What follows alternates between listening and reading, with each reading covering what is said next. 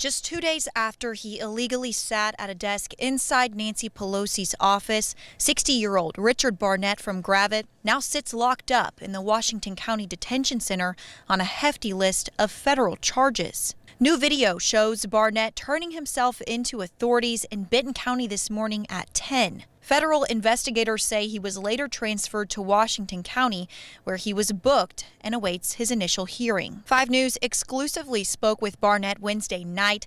We asked if he was concerned he would be facing criminal federal charges for what happened. Here's his response. Absolutely, there's a possibility. Am I scared? No. But yeah, there's a possibility. I didn't do anything. I didn't even breach the doors. I got shoved in. I didn't mean to be in there. I was walking around looking for a bathroom. Barnett faces a list of charges, including theft of public records and violent entry and disorderly conduct on Capitol grounds. Now, as the Gravette man's name and photo are circulating like wildfire on social media, it brings attention to his town. The Gravette mayor, Kurt Maddox, released a statement saying the city departments were receiving threats due to Barnett's actions. Federal investigators tell us those threats will be looked into. Here is a sketch of Barnett during his Zoom hearing today as he faced a federal judge. The 60-year-old charges include stealing an envelope from House Speaker Nancy Pelosi's office. Those charges also include knowingly entering or remaining in any restricted building or grounds without lawful authority with a lethal weapon, violent entry and disorderly conduct on Capitol grounds, and theft of public money. The U.S. Attorney's Office also held a press conference today to give an update on their investigation into uncovering more of the rioters' identities. Barnett was mentioned by name. The Barnetts and Johnsons who were literally rifling through Pelosi's office and stealing items, stealing materials, mail, and sometimes even personal mementos. So those are the cases the public's familiar with. They're familiar with those cases because of social media. 5 News was one of only a few media outlets to speak exclusively with Barnett via a phone call hours after he unlawfully entered the Capitol. At that time, he had not been arrested. Barnett showed no remorse for his actions in the interview, and when asked about the possibility of facing federal charges for illegally entering the Speaker's office, his response. Am I scared? Hell no. But yeah, there's a possibility. I didn't do anything. I didn't even breach the doors. I got shoved in. I didn't mean to be in there. The acting U.S. Attorney Michael Sherwin says the range of criminal conduct is unmatched to any scenario their office has seen before. We're looking at everything from simple trespass to theft of mail to theft of digital devices inside the Capitol to assault on local officers, federal officers, both outside and inside the Capitol. Prosecutors are now looking at Barnett's interaction with Fayetteville police. Here's an incident that happened at a rally in September of last year. We got a call. We're just going to see what's going on. Sure. Basically, I'm just back here standing security, watching out for the cars and stuff. They only hardly even need today for what they're doing. But I'm with a 2A Northwest Arkansas stand. We also do the Back to Blue rallies. We did one here about a month ago. And at that time, there's some controversy going on. So we always like to have somebody armed just as a backup. This video was at the Save the Children rally in September. Fayetteville police were called about a man walking near the courthouse with a gun. Richard Barnett was that man and told police he was there to provide security and keep things safe for protesters. No legal action was taken. However, court records show federal prosecutors are looking into these calls and how Barnett has a history of carrying firearms at First Amendment demonstrations. Richard Big O Barnett of Gravette can be seen here in this infamous photo with his feet up on a desk in House Speaker Nancy Pelosi's office. He also allegedly stole a letter from her office. He's being charged with half a dozen federal crimes in connection to being inside the Capitol that day. He has pleaded not guilty to all charges. Today, the prosecution asked the judge for another 60 days to review body cam footage and surveillance video. The judge agreed to the request, but says a trial date will be set at the next hearing unless Barnett takes a plea deal. Since that day, Barnett has made several claims saying he was swept inside the Capitol by the crowds, and he's also said he was just looking for a bathroom. Just days after the second anniversary of the January 6th riots in Washington, D.C., an Arkansas man who was inside the Capitol that day is now on trial. 5 News reporter Jose Carranza brings us the latest on the federal case against Richard Barnett. Jose? Thanks, Darren. Barnett is facing 8 charges for his actions at the Capitol on January 6th. Those charges including multiple felonies.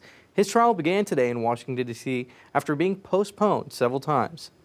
Barnett's image has become one of the key moments from the January 6th attack on the nation's capital. The Gravette native is seen inside the office of then House Speaker Nancy Pelosi, resting his feet on a desk. The 61-year-old had entered the Capitol while carrying a U.S. flag and a stun gun walking stick, claiming that he was looking for a bathroom. I know you guys expect me to say no comment, but I'm not going to. I'm going to talk to you, okay? Shortly after the attacks, Barnett actually spoke with 5 News on the phone. Barnett said he had bled on an envelope while on Pelosi's desk, so he took it with him. He says he left behind a quarter on her desk, saying he is not a thief, and leaving Pelosi a note reading, "Hey Nancy, Big O is here." Barnett was arrested 2 days after the attack and indicted on 7 counts, including multiple felonies. Originally set for September of last year, Barnett's trial date was pushed to December due to his defense attorney's health. After being pushed to January, the government added an 8th count of felony civil disorder. The defense asked for another continuance, but was ultimately denied. In an interview with WUSA's Eric Flack,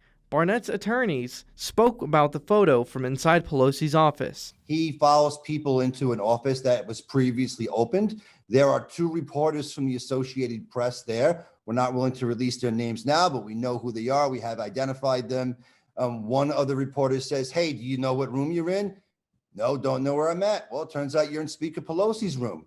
"Why don't you sit down and take a picture? Act natural." So your contention is he was basically posing for a photo he was asked to take? 100%.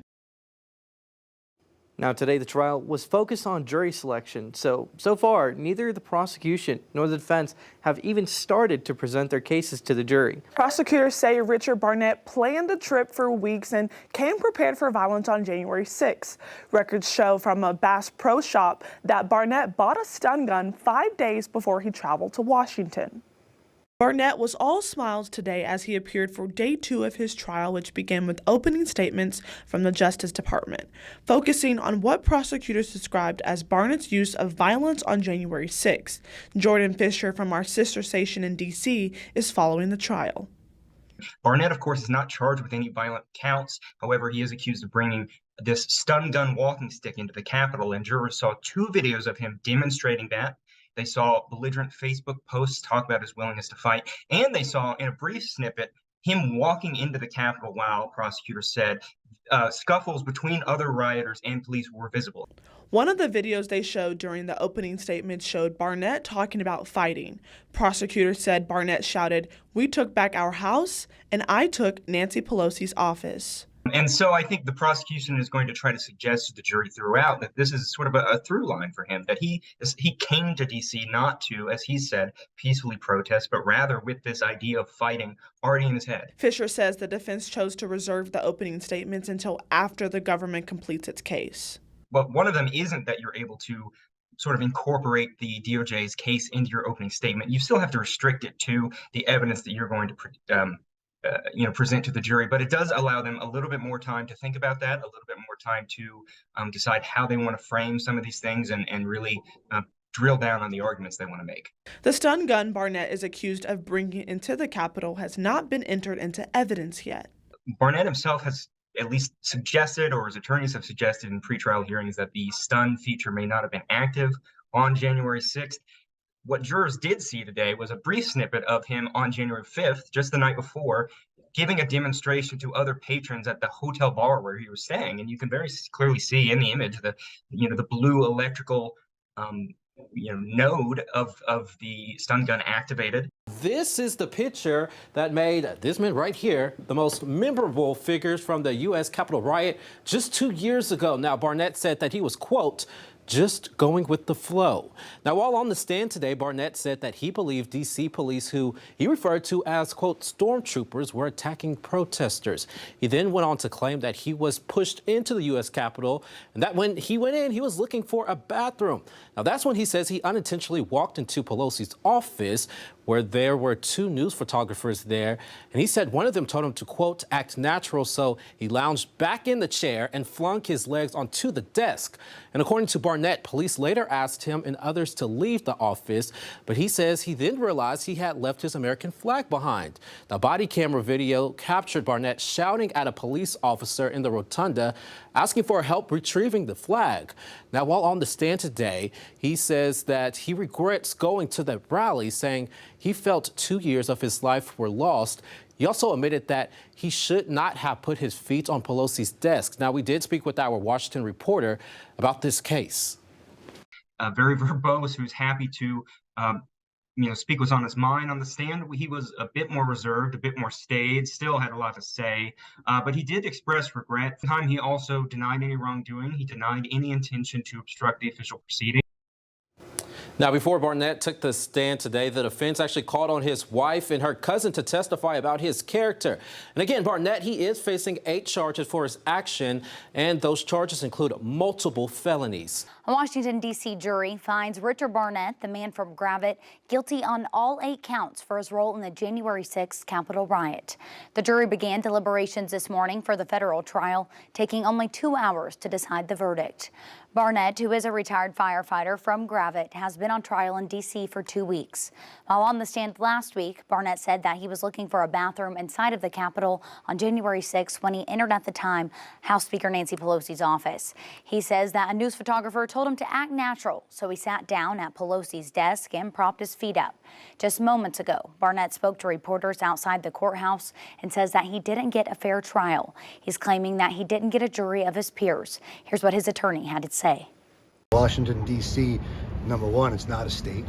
Number two, he's not surrounded by a jury of his peers, a jury of people from Arkansas, a place where he came from, or a jury that has a political composition of anything that's like the rest of the United States. Washington, D.C. is something like 95, 96% Biden voters, right? So that we believe that that plays a crucial role in the political factors that are ever present in these cases.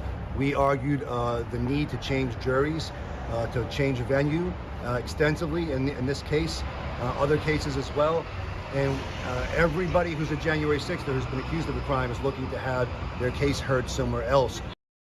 The prosecutor wanted Barnett held in jail until sentencing, but the judge denied request. Sentencing for Barnett is now scheduled for May 3rd.